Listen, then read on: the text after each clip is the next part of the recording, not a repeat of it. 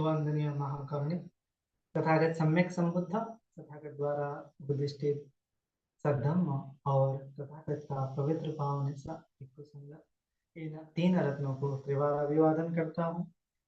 वैसे ही भारतीय गणित के शिल्पकार महामानव बोधिसत्व डॉक्टर बाबा साहब अम्बेडकर, जिन्होंने इस भारतवर्ष में धम्म क्रांति का ऐलान किया, उस धम्म क्रांति में मैं अपने आप को समर्पित करता हूँ। वैसे ही जुड़े हुए शील संपन्न श्रद्धावान उपासक उपासिकाएं, बालक तथा बालिकाएं, सभी के प्रति मंगल में थी मंगल कामना।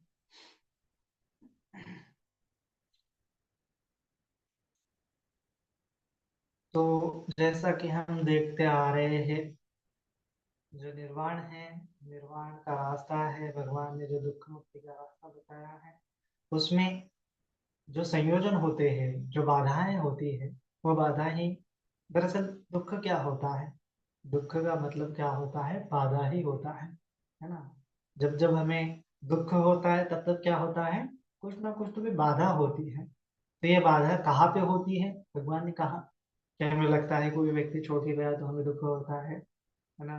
कोई परिस्थिति हमारे अच्छी नहीं तो हमें दुख होता है। कोई वस्तु हमारे से छूट गई तो हमें दुख होता है। किसी ने हमें भूल कह दिया तो हमें दुख होता है। हमें लगता है ये बाधाएं हैं, बाहरी है, बाहर के जगत में। लेकिन भगवान बुद्ध ने बताया है कि ये जो बाधाएं हैं वह क्या है, दरअसल हमारे मन में है ना। तो ये बाधाएं ही क्या है, दुख है। बाधाएं नहीं होती तो क्या हम नहीं होते, है ना। बाधाएं कौन सी है, ये मन की बाधाएं। तो मन की अगर बाधाएं नहीं है तो वो क्या है, निर्वाण। मतलब निर्वाण मन क्या हो गया, जो बाधाएं है वहां पे नहीं है। वान जो है, बाधाएं जो है, निर नहीं है ना। बाधाएं नहीं है, ऐसी अवस्था जो मन की, उसको निर्वाण कहा जाता है। दूसरी भाषा में उसको कहे कि मन बाधा के अवस्था में नहीं है, तो कौन सी अवस्था में है, वो लोकोत्तरी अवस्था में है ना। तो क्या होता है कि दरअसल हमें जब दुख होता है तो किस कारण की वजह से दुख होता है, हमें बाधाओं के कारण दुख होता है। जैसे हम निर्वाण की ओर जाते हैं, निर्वाण की ओर हमें लगता है कि जो दुख हो रहा है, दुख होता है बाधा आने के कारण ही दुख होता है ना। हम जो देखते हैं बाधाएं किसी वस्तु के कारण आ रही है, किसी व्यक्ति के कारण आ रही है, किसी परिस्थिति के कारण आ रही है, और हमारे जीवन में दुख आ रहा है। दुख आ रहा है तो कोई दूसरा व्यक्ति ला रहा है ना, कोई परिस्थिति आ रही है, कोई वस्तु मेरे जीवन में दुख ला रही है। तो इस प्रकार से हम ये जो बाधाएं है उसको बाहरी जगत में देखते हैं। लेकिन भगवान ने बताया कि जो बाधाएं होती है वो दरअसल हमारे मन में होती है, हमारे अंतर मन में होती है। और ये अंतर्मन की बाधाएं ही हमें के लिए कारणभूत होती है। इसीलिए भगवान ने दूसरा आर्य सत्य बताया है, दुख समुदय आर्य सत्य। तो इसको समझते हुए हमें चार आर्य सत्यों को अच्छे से समझना है कि जो दुख का कारण क्या है, ये जो बाधाएं हैं, ये जो और सत्कार दृष्टि है, ये जो विचिकित्सा है, ये जो शील व्रत परामर्श है ना, ये जो काम राग है, भव राग है ना, रूप राग है, मान है, उद्देश्य है, अहंकार है, ये सभी क्या है, बाधाएं हैं। और ये बाधाएं हमें हटानी है तो क्या हो जाएगा, हम दुख मुक्ति की परिपूर्ण अवस्था में जाएंगे, माने कि निर्वाण की ओर जाएंगे, जहाँ पे कोई भी बाधा नहीं है। हमें सभी बाधाएं क्या हो गई, अभी बुझ गई है, उनका निरोध हो गया है। जब हम देख रहे हैं जैसे जो निर्वाण की ओर जाने के लिए हमें कुछ बाधाएं आती है ना, उसमें सत्य है, चिकित्सा है, शील है, काम राग है, भव राग है, पट्टी है, अरूप राग है, उद्देश्य है, मान है, अहंकार है, अविद्या है। ये सभी क्या है, निर्वाण की ओर जाने के लिए हमें बाधाएं होती है ना। और ये बाधाएं जब तक रहेगी तब तक क्या हो जाएगा, हम निर्वाण नहीं जा सकते। तो निर्वाण को जाने के लिए हमें इन बाधाओं से निपटना होता है। क्यों बाधाओं से निपटना होता है, क्योंकि ये बाधाएं क्या होती है, दुख का कारण होती है ना। जो भगवान ने समझाया दुख समुदय आर्य सत्य में, दूसरे आर्य सत्य में, कि जो कुछ भी दुख हो रहा है, हमें लगता है कोई व्यक्ति के कारण दुख हो रहा है, इस परिस्थिति के कारण दुख हो रहा है ना, कि मन चाह नहीं हो रहा है तो दुख हो रहा है। तो इसका कारण क्या है? जो चीज घट रही है उसका कारण क्या है? हमारा मन ही है ना। उसी प्रकार ये बाधा भी आ रही है हमारे मन में, है ना। जैसे दुख समुदय आर्य सत्य को जानेंगे तो ये बाधाओं को जानेंगे कि ये बाधाएं क्या है, मेरे दुख का कारण है ना। अभी ये बाधाएं भी क्यों आ रही है उसको हमें देखना है। तो अविद्या पच्चय संखारा भगवान ने जिस प्रकार से बताया है कि हमें ये उसका स्वभाव क्या है, इन बाधाओं का स्वभाव क्या है, वह समझ में नहीं आने के कारण हम उससे छुटकारा कैसे पा सकते हैं ना। इसीलिए भगवान ने छुटकारा पाने का जो मार्ग है, दुख मुक्ति का जो मार्ग है, आर्य अष्टांगिक मार्ग, उसमें पहला ही तत्व बताया है सम्यक दृष्टि का। अगर सम्यक दृष्टि नहीं है तो किसी भी चीज को समझना इम्पॉसिबल हो जाता है।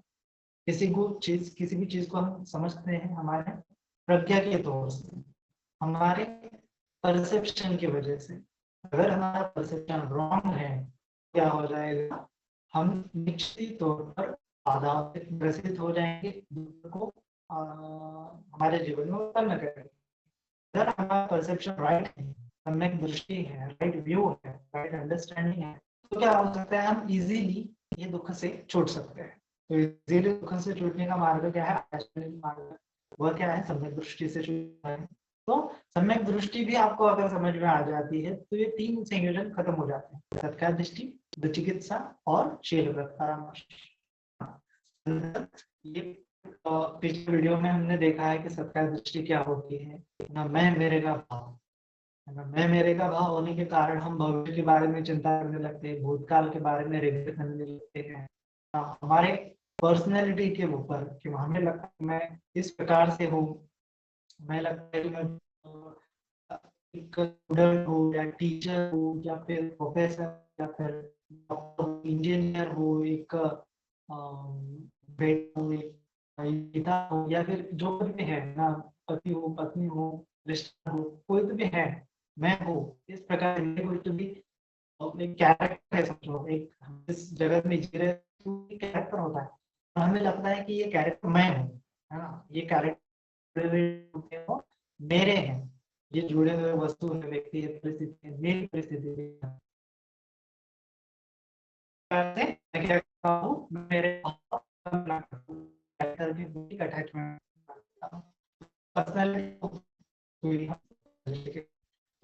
दृष्टि हमारे होती है ना। सत्य दृष्टि है तो हमने उसमें समझाता है कि जो मान होता है ना, कि मैं एक अच्छा व्यक्ति हूँ, है ना, मुझे ये करना है, मैं सबसे बड़ा हूँ, है ना, मुझे ये नहीं होना चाहिए, लोग मेरी तारीफ करनी चाहिए। इस प्रकार से जो मैं मेरे का भाव होता है वही क्या है? सत्य दृष्टि है, हमने समझा था, है ना।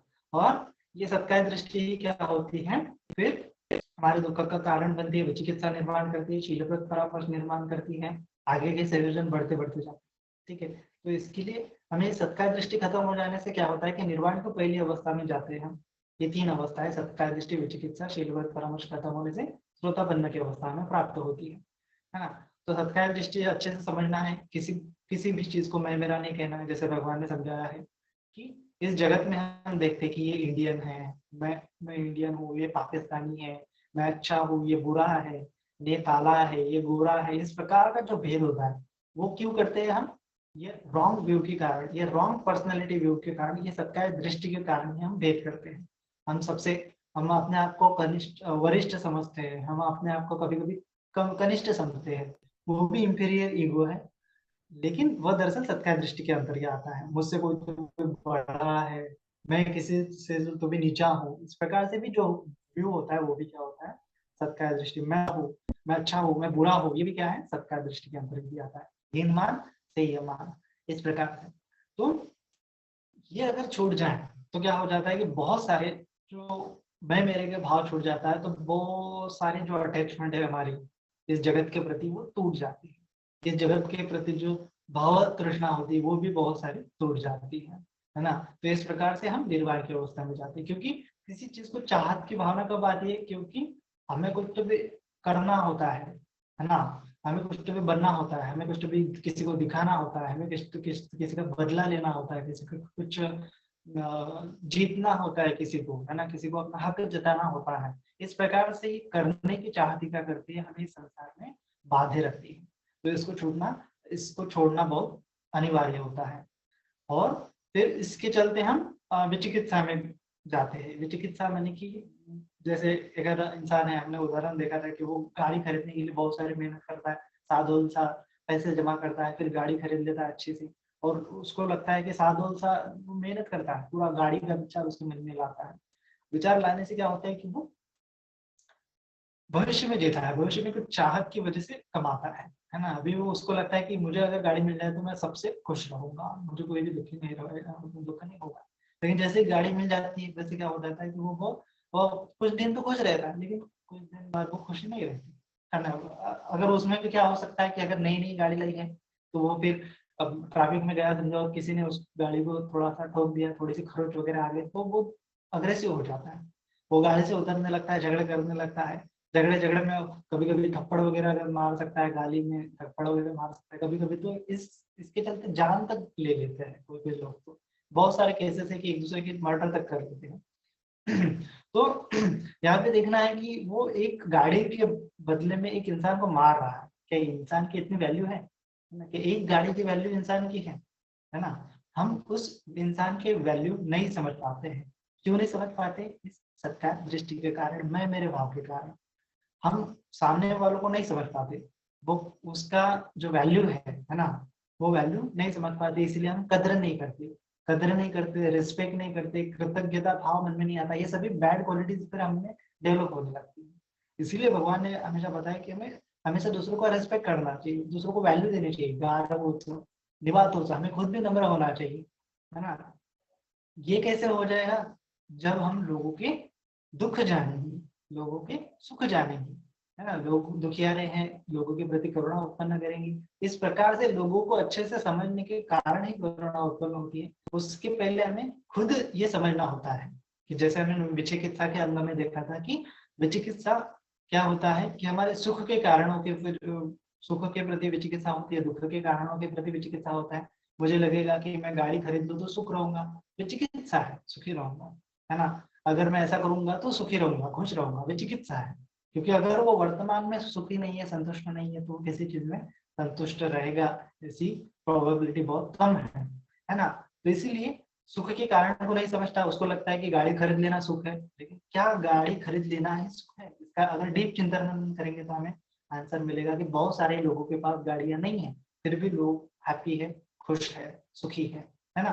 तो सुख का और गाड़ी का, सुख का और मटेरियलिस्टिक चीजों का, सुख का और किसी व्यक्ति का कोई संबंध नहीं है।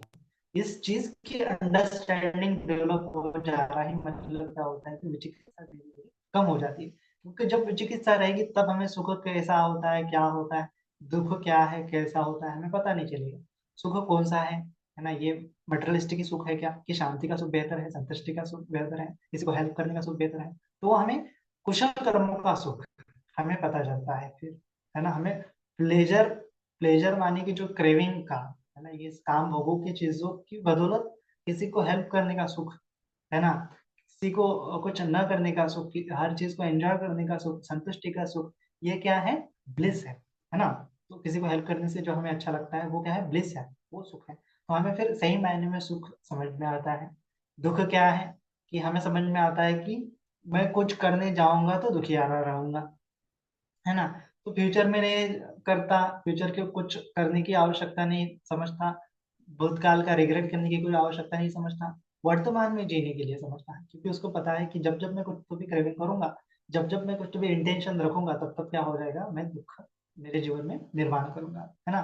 तो इसी प्रकार से हमने हमने राइट इंटेंशन को देखा था, सत्कार दृष्टि का हमने देखते हुए राइट सम्यक दृष्टि को देख सकते हैं।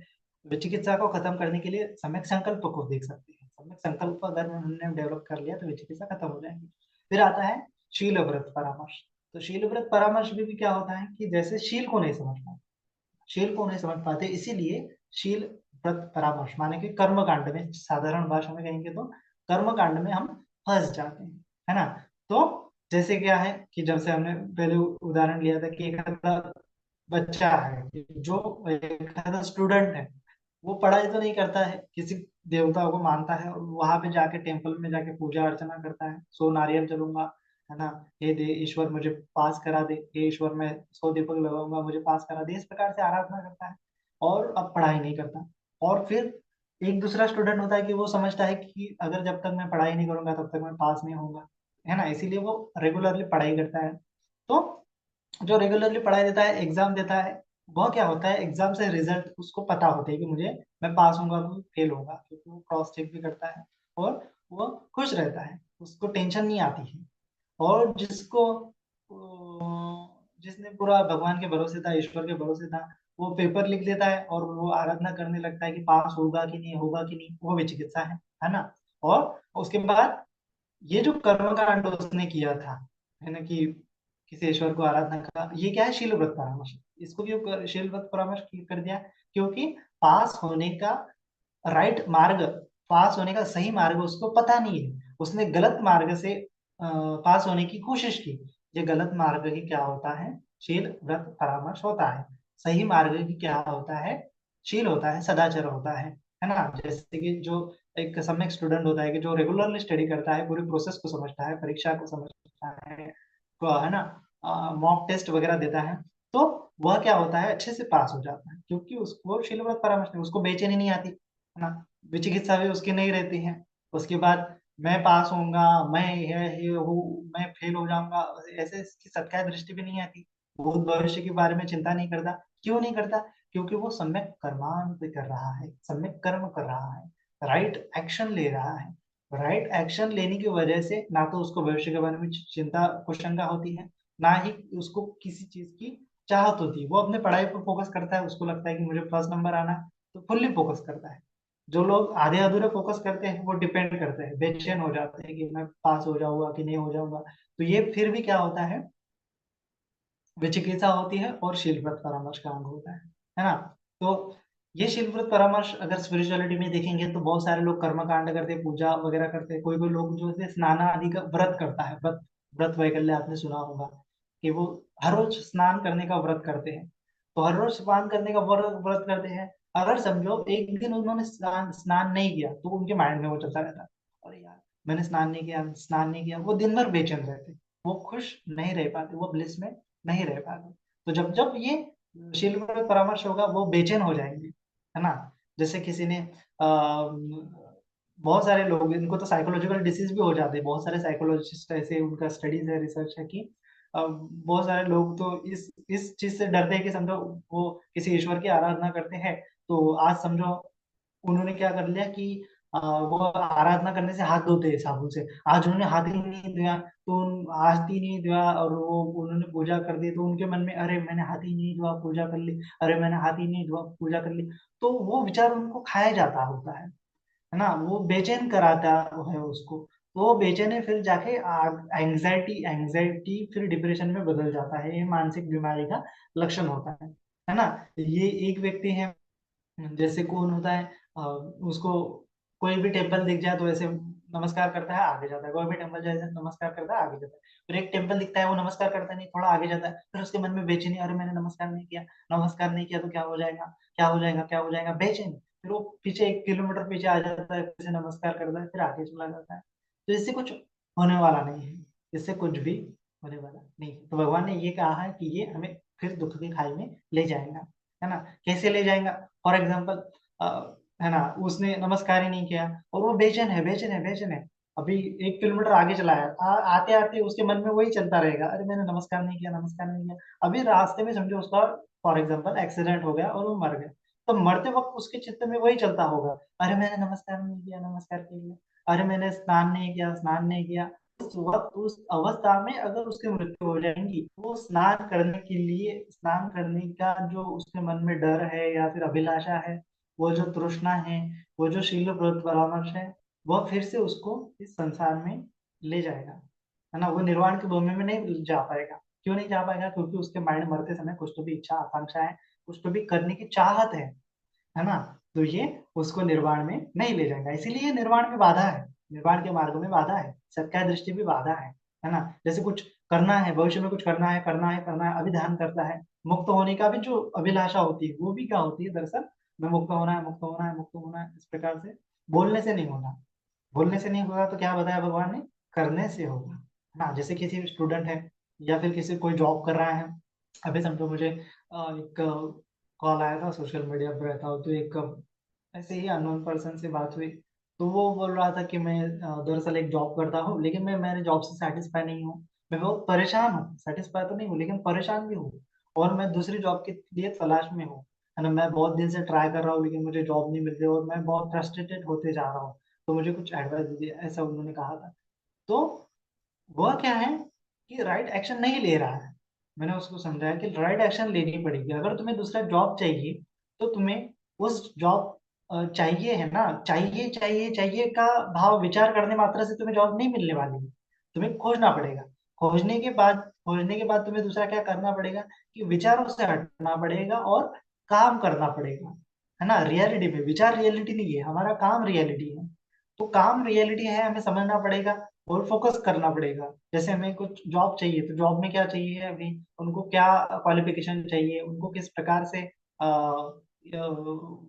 किस प्रकार के वर्कर चाहिए, तो उस प्रकार का वर्क हमें आज करना चाहिए, उसकी प्रैक्टिस करनी चाहिए, है ना। फॉर एग्जाम्पल उन्होंने क्राफ्टिंग डिजाइनर चाहिए, तो हमें क्राफ्टिंग की प्रैक्टिस करनी पड़ेगी हर रोज। फॉर एग्जाम्पल उनको अच्छा सा फ्लुएंट इंग्लिश स्पीकर चाहिए, तो हमें इंग्लिश स्पीकिंग प्रैक्टिस करनी चाहिए आज, है ना। आज मैं क्या कर सकता हूँ कि जिससे भविष्य में मुझे वो जॉब मिल जाए। तो आज का आपका कर्म डिफाइन करेगा कि भविष्य में आपको वो मिल जाएगा कि नहीं, विचार नहीं डिफाइन करेगा। तो इसीलिए हम सम्यक दृष्टि अगर है कि अगर मैं ये नहीं करूंगा, अगर मैं अच्छे से समझो ड्रॉ भी है, ड्रॉ करता है, इंजीनियरिंग ड्राइंग है, तो इंजीनियरिंग ड्राइंग अगर मैं उसमें एक्सपर्ट नहीं हो पाऊंगा तो मुझे अच्छा जॉब नहीं मिल पाएगा। तो मैं आज प्रैक्टिस करता हूँ ड्राइंग करने की, तो बहुत सारी प्रैक्टिस करने से मैं इतना एक्सपर्ट हो जाऊंगा तो मुझे कोई भी कंपनी जॉब दे देगी। इतना अपने आप पे कॉन्फिडेंस आ जाता है ना। तो वो एक डायलॉग है ना, सक्सेस के पीछे मत भागो, है ना, काबिल बनो तो सक्सेस तुम्हारे पीछे झक मार के आ जाएंगे। तो ये थ्री इडियट्स का डायलॉग था। तो काबिल बनना मतलब कि क्या है, तुम्हें खुद खुद को, खुद के कर्म को सुधारना है। निर्वाण में पाना है तो क्या करना पड़ेगा, निर्वाण पाना है, निर्वाण पाना है, मुक्त होना है, मुक्त होना है। काबिल बनो। कैसे काबिल बनेंगे, राइट एक्शन करके।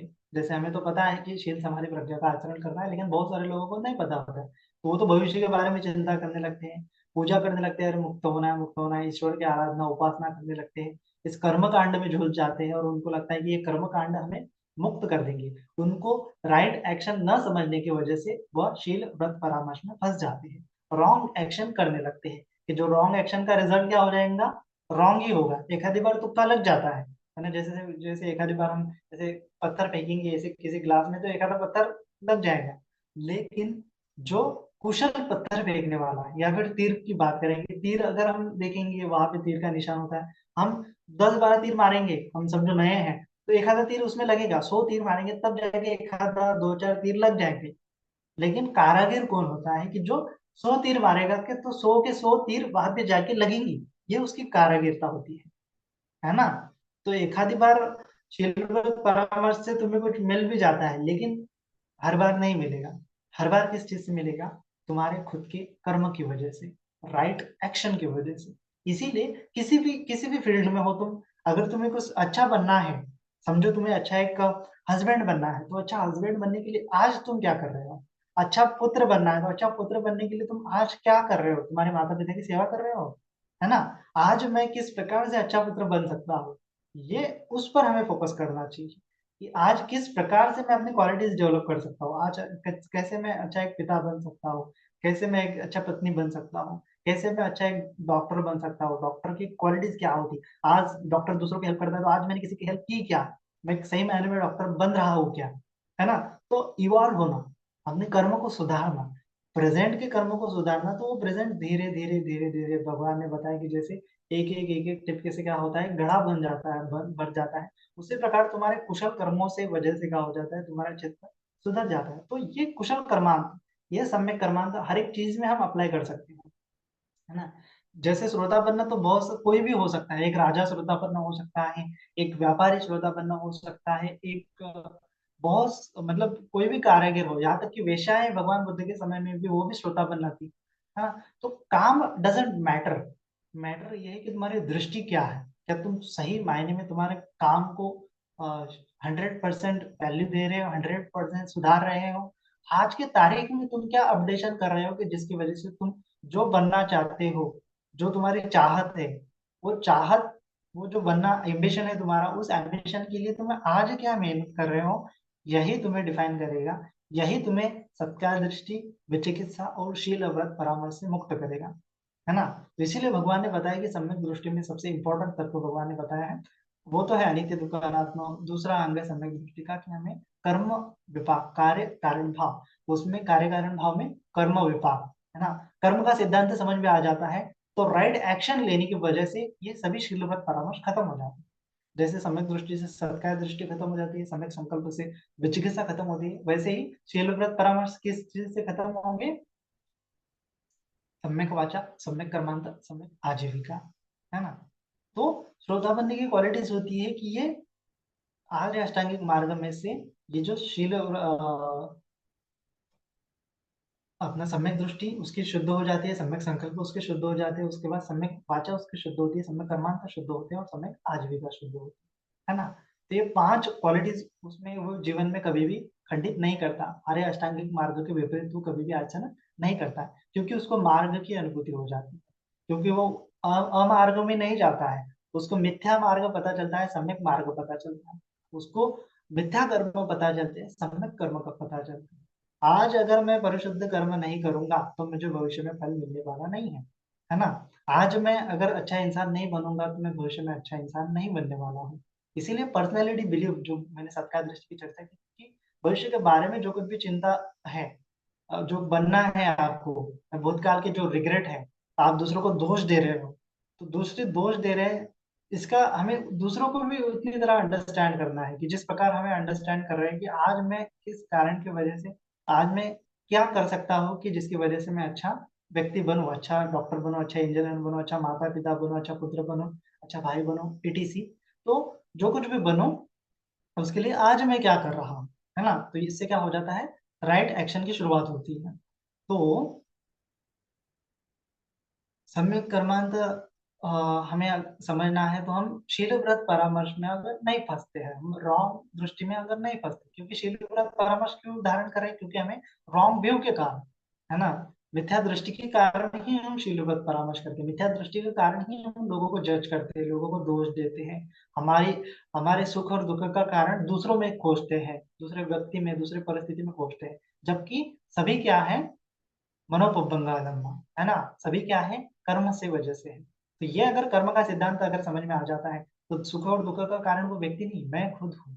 कम्मस्य को हूँ, मेरे सुख और दुख का कारण मैं हूँ। कम्म योनि, मुझे जो कुछ भी हो रहा है वो मेरे कर्म के कारण हो रहा है। कम्म बंधु, मुझे जो कुछ भी अच्छा हो रहा है मेरे कर्म के कारण हो रहा है। कम्म पटिसरण, कर्म के कारण ही मुझे सुख और दुख आ रहे हैं।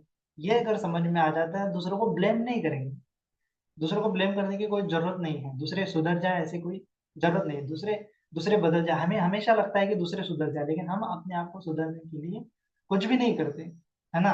दूसरे तो दूसरे, हमें जब हम आ जाएंगे, हम खुद पर फोकस करने लगेंगे, जब हम हमारे कर्म अपने हाथ में लेंगे। भगवान ने बताया ना, अत ही अत्त ना तो कोई ना तो बरसिया, अपने कर्म अपने हाथ में लेंगे। वो व्यक्ति नहीं सुधर रहा है तो उसकी कर्म है, मुझे तो सुधरना चाहिए, मैं क्यों उसको दोष दे रहा हूँ।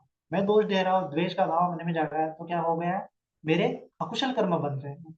तो कर्म अगर मुझे हाथ में लेना है, तो मुझे लोभ युक्त नहीं कर्म करने हैं, द्वेष युक्त नहीं कर्म करने हैं, और मोह युक्त नहीं कर्म करने हैं।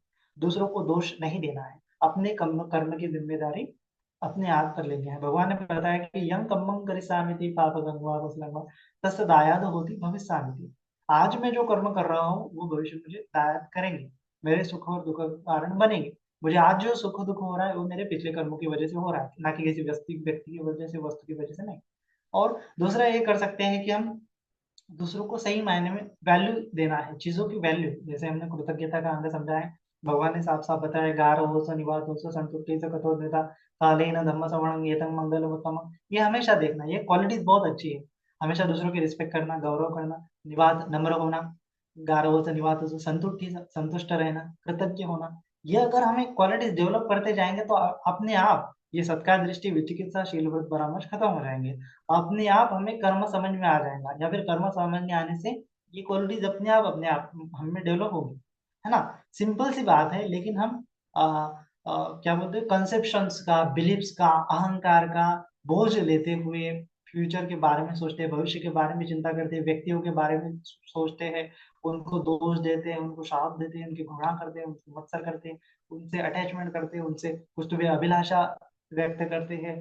तो ये सभी क्या है? सत्कार, दृष्टि, विचिकित्सा और शीलवरत परामर्श, ये 3 अंगों के कारण, ये 3 अंगों के कॉम्प्लेक्स नेचर के कारण ही हमें ये दुखियारा लगता है, ये प्रपंच दुखियारा लगता है ना। तो ये जब 3 संयोजन खत्म हो जाएंगे तो कैसे खत्म हो जाएंगे? मेरे कर्म की जिम्मेदारी खुद लेने से, है ना।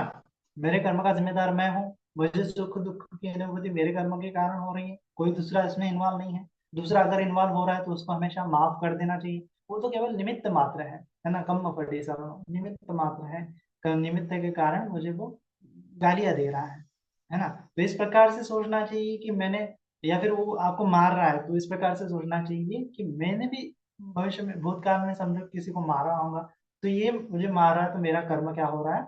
धुल रहा है, इस प्रकार से, है ना। इस प्रकार से अगर आप हमेशा कर्मों को देखेंगे तो आपका बहुत सारे दृष्टियां मिट जाएंगी, है ना। तो जो श्रोतापन्न होता है उसको कर्म का सिद्धांत बहुत अच्छे से साक्षात्कार हो जाता है। दिट्ठी जो कर्म, साक्षात्कार इन द सेंस इस कर्म के प्रोसेस समझती है। जिस प्रकार से जो सम्यक स्टूडेंट होता है कि जो हर रोज डेली पढ़ाई करता है, डेली अपने आप को अपडेट करता है, डेली अपने आप को सुधार रहा है। क्यों सुधार रहा है? क्योंकि उसको पूरा कंसेप्ट पता है कि किस प्रकार से मैं पास हो जाऊंगा, किस प्रकार से मैं फेल हो जाऊंगा, पास होने के लिए मुझे क्या कर्म करनी चाहिए। तो वो कंसेप्ट ठीक हमें अगर समझ में आ जाता है कि मुझे हमेशा दूसरों का रिस्पेक्ट करना है, दूसरों को वैल्यू देना है, दूसरों का, मुझे नम्र रहना है, संतुष्ट रहना है, सेटिस्फाई रहना है, और उसके बाद दूसरों को प्रति ग्रेटिट्यूड की भावना रखनी चाहिए, है ना। तो कोई अगर हमें गुस्सा दिला रहा है तो उसके प्रति भी कृतज्ञता भाव हम दर्शा सकते हैं। फॉर एग्जाम्पल समझो, ये कर रहा है, मेडिटेशन कर रहे हैं, सामने कुत्ता भौंक रहा है, तो कुत्ता भौंक रहा है तो आता है कभी कभी, अरे कुत्ता भौंक रहा है, कितना है, समझता नहीं, कितना अकुशल काम कर रहा है, ऐसा है वैसा है, कुत्ते को ही कोसते रहते हैं, है ना। जबकि हमें क्या करना चाहिए? अगर हम हमारा पर्सपेक्टिव बदल देंगे, हमारा दृष्टिकोण बदल देंगे, सम्यक दृष्टिकोण करेंगे, तो क्या करेंगे हम? उसके प्रति करुणा का भाव करेंगे कि उसको पता नहीं, अज्ञान। दूसरा पर्सपेक्टिव हम ये कर सकते हैं कि उस कुत्ते की भौंकने की वजह से मेरे अंदर क्या जग रहा है? घृणा जग रही है, उसके प्रति द्वेष का भाव जग रहा है। तो द्वेष जागा, जैसे उसने मुझे गाली दी, द्वेष जागा, द्वेष जागा। अपने आप को देखना है कि मेरे भीतर द्वेष जागा है, हाँ अभी ये द्वेष मुझे दुखी कर रहा है, तो मैं अभी फिर से द्वेष नहीं करूंगा। द्वेष को शांत करने के लिए कोशिश करेंगे, 2 मिनट शांत रहेंगे, अनित्य को जानेंगे, दुख को जानेंगे, अनात्मा को जानेंगे, द्वेष खत्म हो जाएगा। जब ये आपको पता चल जाएगा कि ये द्वेष होने के कारण मैं दुखी हो रहा था, तब आप क्या करेंगे? उस व्यक्ति को नाराज नहीं होंगे, उस व्यक्ति को उलट थैंक यू बोलेंगे कि थैंक यू, तुम्हारी वजह से मेरे दुख के संस्कार उभर के आए और मैं उसको देख सका, है ना। तो इस प्रकार से भी ग्रेटिट्यूड की भावना कर सकते हैं, बहुत प्रकार से कर सकते हैं। इस धम्मों को अलग अलग प्रकार से हम धारण कर सकते हैं। चाहिए हमें केवल सम्यक दृष्टि की, है ना। सम्यक दृष्टि होना, खुद की जिम्मेदारी लेना, खुद के कर्मों की जिम्मेदारी लेना, खुद के सुख और दुख की जिम्मेदारी लेना, है ना। खुद के कर्म की जिम्मेदारी लेंगे तो अपने आप सब इजी हो जाएगा, लाइफ एकदम इजी हो जाएगी, कि नो रिग्रेट रहेगा, पास्ट का फ्यूचर के बारे में कुछ नहीं रहेगा, किसी से अभिलाषा नहीं रहेंगी, किसी से एक्सपेक्टेशन नहीं रहेंगी, किसी चीज की कामना नहीं रहेगी। कामना रहेगी भी तो उसके लिए हम समय कर्म कर रहे हैं, निर्वाण भी पाना है, दुख से मुक्त भी होना है, तो समय कर्म वर्तमान में कर रहे हैं, शील समाधि प्रज्ञा का आचरण कर रहे हैं। तो ये समझ में आ जाने से हम किसी भी मिथ्या दृष्टि में नहीं फंसने के कारण कर्म कांड में नहीं फंसते। हमें पता होता है कि मुझे हमेशा, भगवान ने बताया कि कर्म को शुद्ध करना है, मुझे हमेशा लोभ द्वेष मोह, यही क्या है? कर्म बनते हैं। चेतना विकवे कमंग वदन, मेरी चित्त की चेतना क्या है? लोभ ग्रसित है, द्वेष ग्रसित है, मोह ग्रसित है। इस प्रकार से अगर हम हर बार चेक करेंगे तो शीलव्रत परामर्श में नहीं फंसेंगे, सम्यक कर्म करते रहेंगे, है ना। तो मैं हमेशा, जब ये भी पॉइंट आप ध्यान रख सकते हैं कि शीलव्रत परामर्श खत्म करने के लिए, कि मैं क्यों कर रहा हूँ जो कुछ भी कर रहा हूँ, है ना। वाचा से कर्म कर रहा हूँ, काया से कर्म कर रहा हूँ, शरीर से कर्म कर रहा हूँ, मन से कर्म कर रहा हूँ, तो क्यों कर रहा हूँ? ये एक्टिविटीज है, मैं क्यों कर रहा हूँ, मेरे उसके पीछे कारण क्या है करने के, है ना। तो उस कारण को अगर देखेंगे, समझो भगवान ने बताया सम्यक वाचा सम्यक कर्मांत सम्यक आजीविका, है ना। कर्मों को समझेंगे, कर्मों को समझेंगे शॉर्ट में, कि समझो प्राणी हिंसा मैं नहीं कर रहा, तो क्यों नहीं कर रहा हूँ?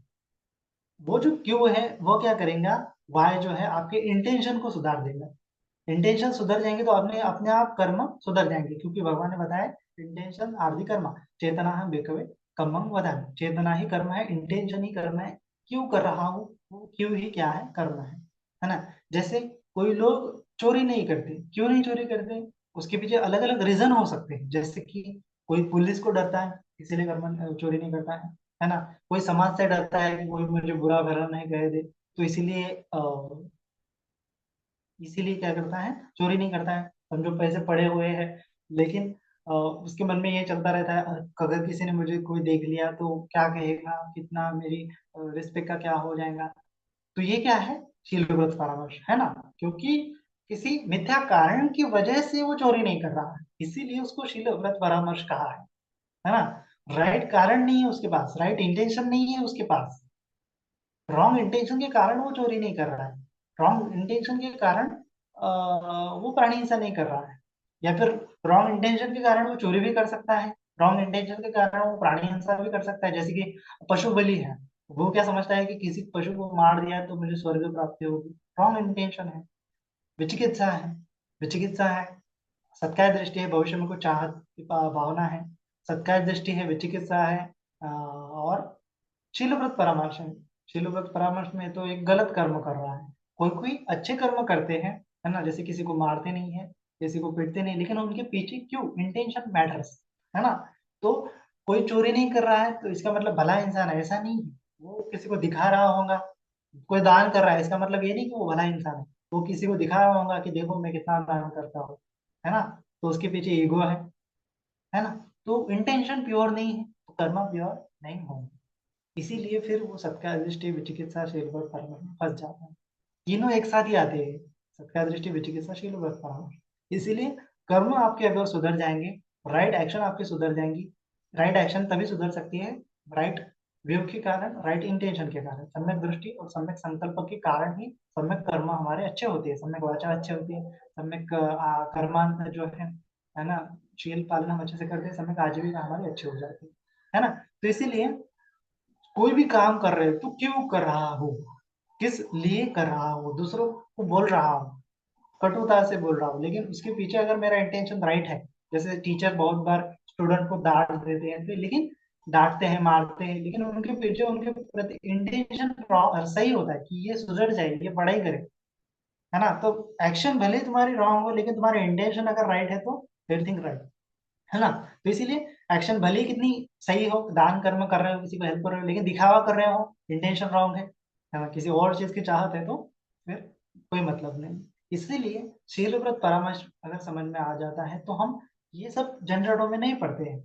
हम शील पालन करने के पीछे इंटेंशन हमारे प्योर रखते हैं, इंटेंशन प्योर रखते हैं। क्या इंटेंशन रखते हैं, प्राणी हिंसा में जैसे कि किसी को दुख हो रहा है, दुखियारा समझते हुए हम दूसरों को हर्ट नहीं करते। दुखियारा, मैंने अगर ये पैसे उठाए हैं, ये पैसे किसी के होंगे, या फिर किसी को हेल्प हो सकती है तो उसको दे सकते हैं, किसी को डोनेट कर सकते हैं, किसी को पड़े हुए है यूं ही तो, लेकिन राइट नहीं है, सम्यक आजीविका नहीं है, इस प्रकार से सोचेंगे, है ना, इस प्रकार से क्या सोचेंगे कि ये किसी के होंगे तो किसी को बुरा भला लगा होगा, है ना। और इस प्रकार से चोरी नहीं करते, चोरी करेंगे तो दूसरों को बुरा लगेगा, दूसरों के दुख समझ में आ जाते हैं, इसीलिए दूसरों को दुख यारा नहीं करते हैं। ये प्योर इंटेंशन है ना। खुद ही दुखी नहीं होते, दूसरों को, खुद अगर दुखी नहीं होना चाहते तो दूसरों को कभी भी हम दुख नहीं पहुंचाएंगे, है ना। इतना सीधा प्योर इंटेंशन है। और प्योर इंटेंशन अगर रहेगा तो हम अच्छे से कर्म अपने आप अच्छे होते चले जाएंगे, दूसरों को तकलीफ नहीं देंगे। हमारे व्यवहार में जो भी कुछ हम बिजनेस कर रहे हैं, जो कुछ भी हम काम कर रहे हैं, उसमें देखेंगे कि मेरी वजह से कोई दुखियारा तो नहीं हो रहा है।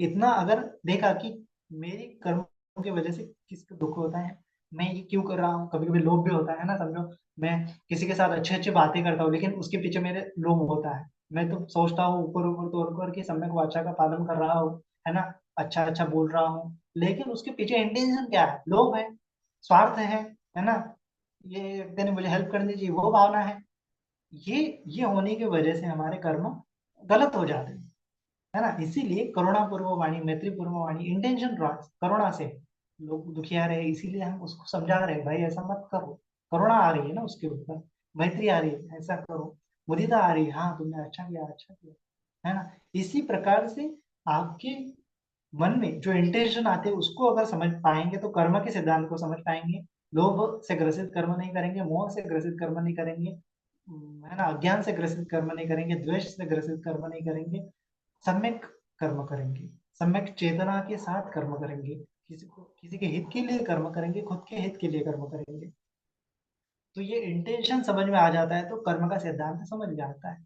और फिर कर्म का सिद्धांत समझ में आता है तो हमारे कर्म वर्तमान में शुद्ध होते होते चलते हैं, भविष्य के बारे में चिंता नहीं करते, हम तो वर्तमान पे कर्मों पर फोकस करते हैं। कैसे ज्यादा से ज्यादा मैं कर्म करूं, पुण्य कर्म करूं, तो फिर वो धर्म समझ में आता है, उसको शील धारण करता हूँ, समाधि का अभ्यास करता हूँ, कुशल कर्म है, प्रज्ञा की भावना करता हूँ, और कुशल कर्म है ना, 10 पुण्य की क्रियावस्तु करता हूँ, कुशल कर्म करता हूँ, ये पूरा उसको धर्म में पता चलता है ना।